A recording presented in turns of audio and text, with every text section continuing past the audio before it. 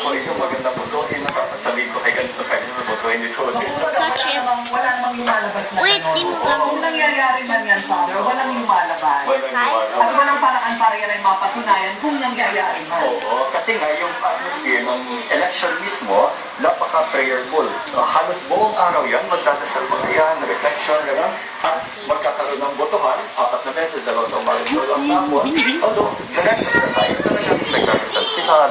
So, walang front runner, walang survey, wala talagang paraan para malaman. Kaya hindi lang yung mga dito sa kanya. Ang mga criteria na ginagamit ng minsan, usually, iba naman yung ginagamit ng mga factors ng mga mismong cardinal na sila yung At dahil si Cardinal Tagle ay hindi na daw dumaan sa embahada o nagpapag-interview.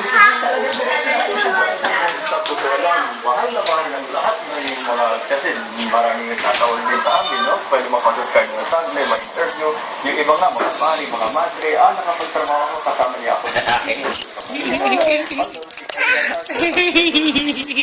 na lang, no, na mas gusto niya medyo kalma siya ng konti, kasi napakalaki ng tungkulin na gagawin nila. At sabi niya rin na he would rather spend time na magdasal ng konti, mag-refresh ng konti, kasi nga napakalaking responsibility niya.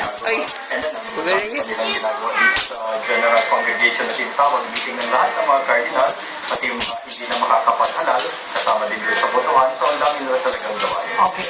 Maraming salamat, Father Glenn Gaston. Thank you so much. At makikita po tayo ulit bukas. Maraming salamat. At mga kaibigan, pagdating po sa paghalal ng Santo Papa, dahil ito po ang kauna-unahang pagkakataong ito'y nangyari.